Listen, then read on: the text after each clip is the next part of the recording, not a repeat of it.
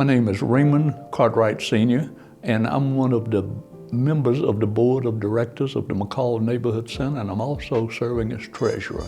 I was sent to El Paso. I was a corporal in the Army in 1952, and I was selected to come to Fort Bliss. Racially, it was sort of hostile.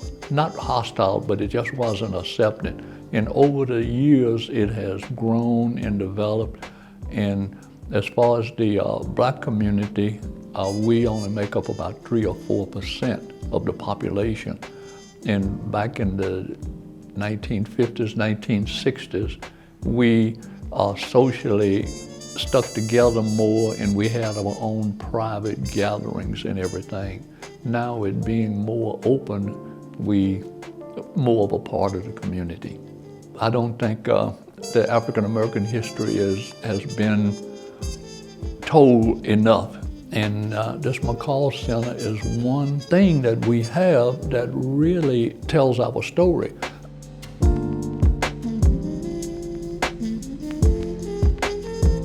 So the McCall Center initially was dedicated to Olalee McCall and Marshall McCall. They were a husband and wife. Olalee McCall was the first black principal of El Paso Independent School District, and Marshall McCall was the first African-American U.S. postal worker. Basically, this center used to be their home at one point.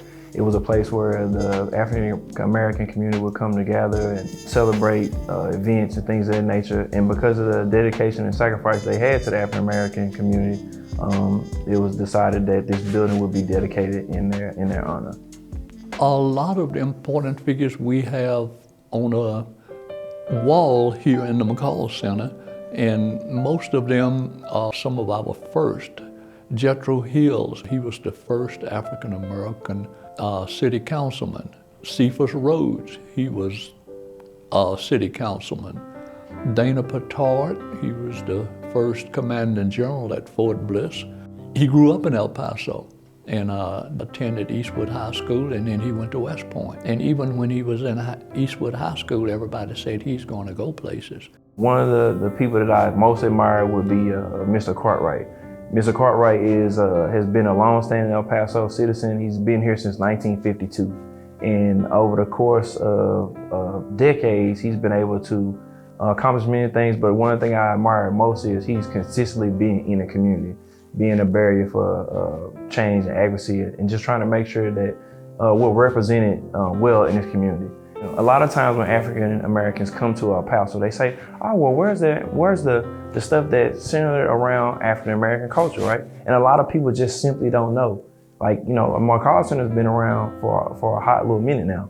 And it's like, you have these conversations with people and they don't know it exists, but I'm like, it's right here.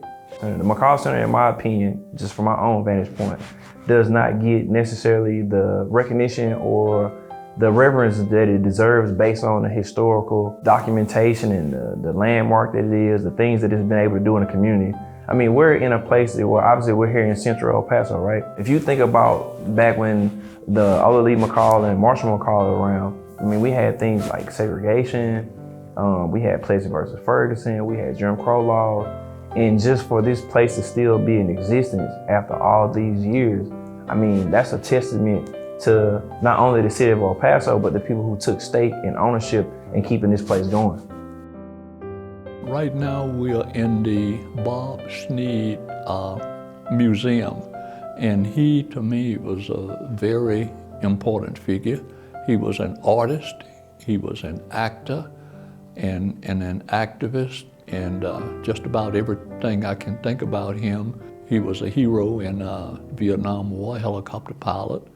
Just things like that, just keeping it going, and people like Bob Sneed supporting us so much by donating all of his art for this room.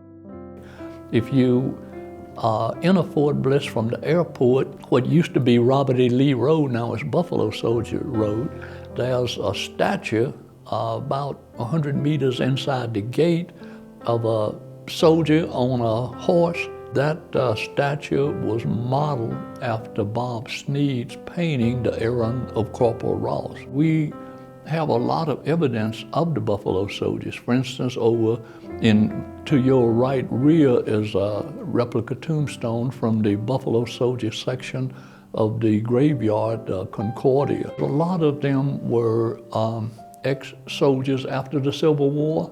And when the Civil War ended, slavery ended, all of the former soldiers, what could they do? Well, they moved west. A lot of them remained in the military. They were mostly cavalrymen, but they weren't treated like regular soldiers. They were treated a lot like laborers. The Buffalo Soldiers not only had skills in constructing buildings and posts like that, but they also had skills in fighting. It takes like conversations like these in order to get that information out so people know about what happened to the present, so we can kind of see where we're moving toward the future, and so that those stories don't get lost in translation along the way. Because there's probably a vast amount of African American history that we just haven't even touched yet, that we don't even know exists, but because it wasn't passed on from generation to generation, or it wasn't prevalent, or it wasn't part of the narrative, then those types of stories get lost.